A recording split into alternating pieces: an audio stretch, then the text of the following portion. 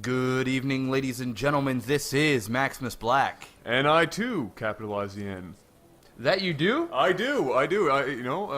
It's you want to be grammatically correct, you know.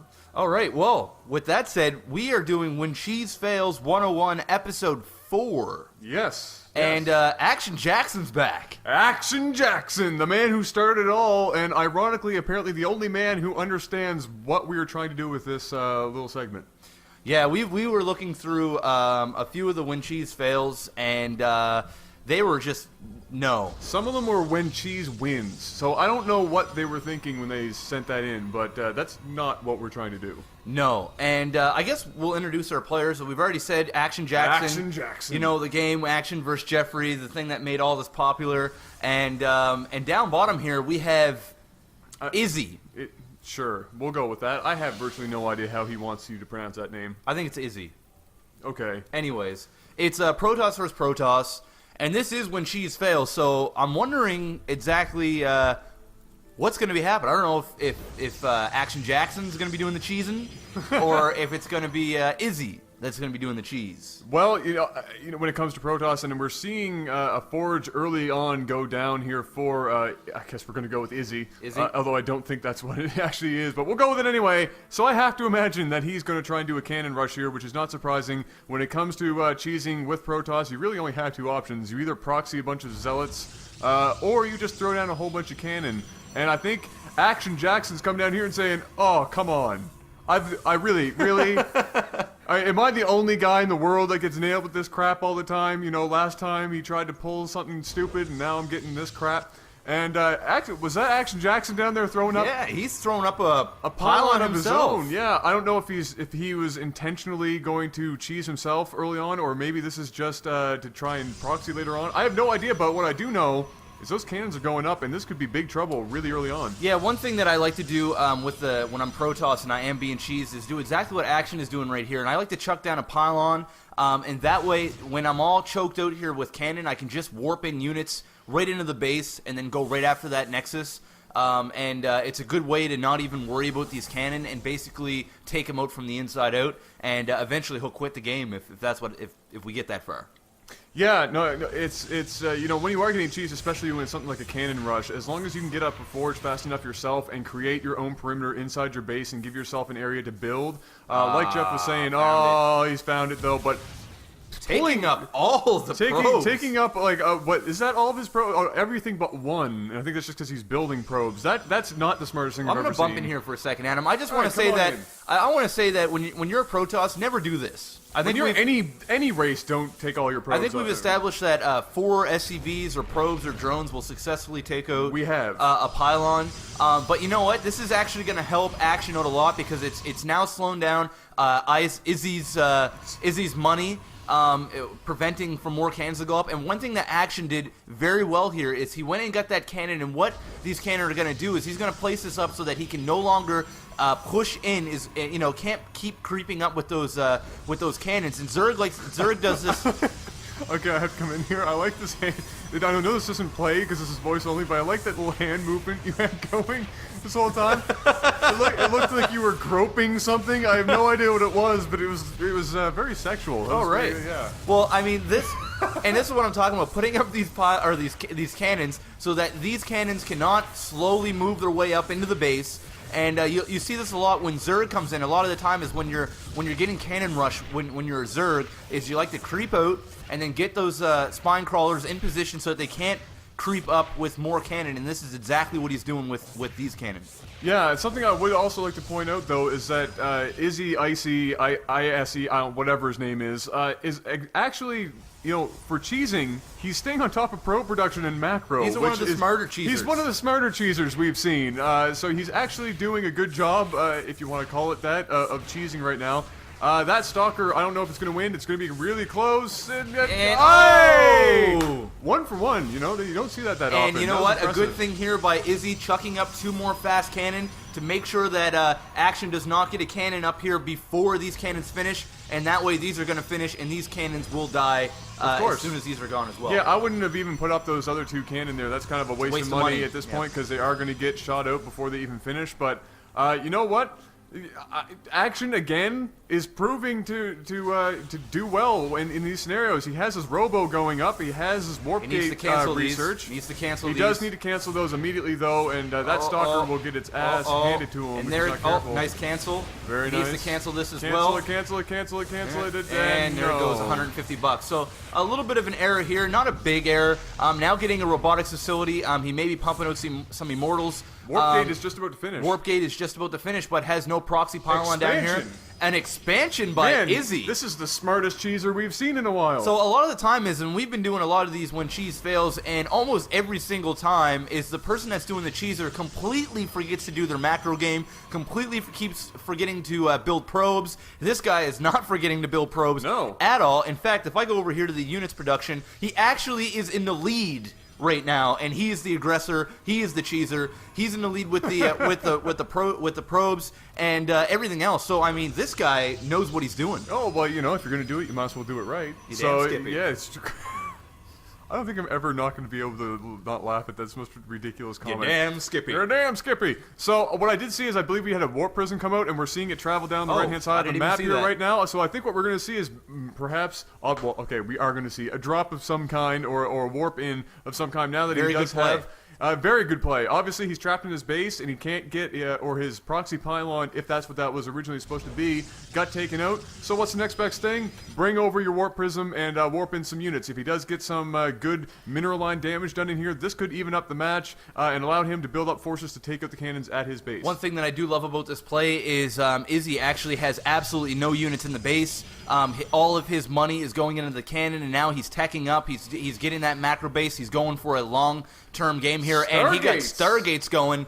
Is he gonna go Void Ray? Is he transitioning from cheese to cheese? From cheese to cheesier. Is he going from cheddar to Swiss? He is throwing out provolone cheese, feta cheese, Monterey Jack cheese. And look at this warp. This is beautiful. That's great. He's getting it right in the mineral line, wasting no time. He's not even bothering putting it on the edge of the base. He just said, screw it, I'm going straight in. Oh, he had blink as well. Oh, there you go. No, I'm loving. No, he didn't have blink. He's picking up his units into the warp. Oh, was he? And then dropping them again when they're getting close to death. Oh, he was picking them up in the warp prism and then dropping them. I have nothing to say about that. That's just awesome. There's nothing else to say about that. That's just smart play. And we're seeing a lot of no, here comes the Void Ray now. Needs to get rid of this pylon. Oh, one more hit. There you go. There it is. So now he has one Void Ray out, and this Warp Prism is going to go down, and now he only has 4 Zealots in here trying to do maximum amount of damage. If he can keep moving around these probes, this one Void Ray will take these guys out, but I don't even think Action knows anything about this second base, and he does not, and for good reason. I mean, you don't really think that the cheeser, of all people, is ahead of you in the economy and is expanding. So he needs to do a little bit of scouting here. He does, but you know what? Getting rid of that pylon is a very vital thing, because now we're going to see a bunch of Stalker come out, I believe, from Action to get rid of these Void Ray, which is apparently, you know what? I never thought I would have seen somebody go from one cheese to another. That's actually kind of impressive. And Action is just good. That gives him time to build up a Stalker count. When he got rid of that pylon, shut down those 2 Stargates, now he can build up a Stalker count. And here we go. That Immortal is going to take out that pylon. Those cannons are going to go down. Yep. And he's going to safely start to be able to work his way outside of his base. And this is a very, very pivotal point. This could be the turning around for the game. Yeah, one thing, and I have to be fair here. I have to kind of, point out a couple of mistakes here on Action's part is, at this point, he is really slow in production. Yeah, I noticed that. He's barely building anything. He is now, I was just about to say, he should be getting a 4-gate now or getting another robo or something, because he does have quite a bit of money. I know he was waiting for his warp to recharge for his gateways, but, I mean, for the most part, if this was a macro-based game, I think Izzy probably would be winning. I think that Izzy is now getting very scared now, putting up all these cannon, and not a great thing. Only having one pylon here for all of these cannon, and if he's smart enough, he will come in behind here, and he's going to see it, and he's going to smell blood, and boom, he's going to take this out and successfully kill off about 900 bucks in cannon with taking minimal damage. That one Void Ray goes down and is now just going to run past those cannon. And Izzy has absolutely nothing. And another thing that Action's doing right now is getting that expanding. Yeah, so expansion. Well, we could just change the English language on the fly if you want. We do it anyway. We do it anyway. We don't pluralize anything. We don't pluralize anything. We don't learn nothing no good here at Mike TV. So we're just watching essentially Action Jackson just bringing the pain right now. Holy Void Ray! Holy Void Ray! Again, all around one pylon. So if he just gets in there and takes it out, he's going to be screwed. But I don't think, regardless of Void Ray count at this point, he's going to be in a world of trouble. Adam, it's just going to be over. Yeah. I got a question for you. Reversing the roles again. You're on a hot streak. Go for it. I would love to have a question. Say you're Protoss. All right, that's accurate because I usually am. Okay, and you're cheesed, and then you're gonna go Void Ray against Stalker. Certainly. And not only that is you've got 4 Stargates. And you get 1 pylon. Certainly. Is there anything wrong with that?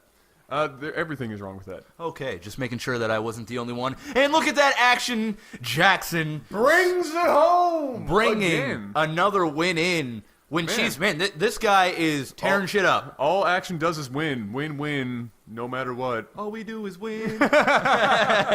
So, you know what? I'm very impressed. Again, Action showing his ability to stay a little bit ahead of the game. Of course, like Jeff was pointing out, he did have a couple of rough patches in terms of his macro and using his money up. But you know what? All in all, can't hate on Action Jackson. Nope. Bringing it home, another win for him. And congratulations, sir, because as far as I'm concerned, you can keep sending these videos in because ain't nobody else doing it proper. Yeah, I mean, as much as we like to be fair and give everybody a chance to get their games casted on Lake TV, we actually just casted a game before this, and it ended up that the cheeser won. Yeah. So I mean, we can no longer just pick a game and then cast it because you guys, to be honest with you, we've been stressing that please send us in quality cheese games. And the key in the title of this series. Yeah, when cheese fails. Not when cheese wins. I know we mix up some things in terms of wording here at Like TV, and we know we're not perfect, but you know what? Fails does not equate to win. No. So when you're sending in a game, make sure the cheese actually fails. Make sure it's not a 3-minute game where somebody throws a drone rush in there and gets defended and then leaves immediately. Yeah. Actually have something like we've seen before here where there was a Nidus escape to win, or Action bringing it home like he did in this game or the original game. It has to be something really good. We want to make this weekly, but if I have to go 2 weeks before getting a good one, we can totally do it. Absolutely, because, I mean, let's try to stay away from cannon rushing. We're getting a lot of cannon rush. Well, that's one of the most popular. I know, but can you guys maybe send in a planetary fortress drop? Yeah. Here we go. Here's something. Let's rip off Day 9 for 5 seconds here. Day 9, yeah, he does that? Yeah, he asks for things and people do it because he's Day 9. Oh, okay. Right? So whatever he says. I can honestly say, since I started the channel, I haven't had time to watch any of Day 9 stuff, he just says, hey guys, I want to see somebody win using an epic Archon toilet, and somebody goes, alright, I can do that. All right, well, and then sends it. How about you bring us something really insane? Yeah, just something absolutely crazy. The next one who's absolutely crazy immediately will get done. We're not going to do cold casting anymore. We just want to see something epic. And you know what? For when cheese fails, even if you've had your game casted before, if you send me a good one, we're doing it anyway. Well, I mean, we have to. If we want to keep bringing up this content, eventually we're going to have to start reusing the same people because a lot of the people that are sending in games, they just aren't. Trust me, you guys aren't going to want to watch them. No. And being commentators, we have to be able to speak about something, or it's going to be a lot of dead air and awkward silences, which I'm cool with, but just not all the time. Let's practice that right now. All right, let's go.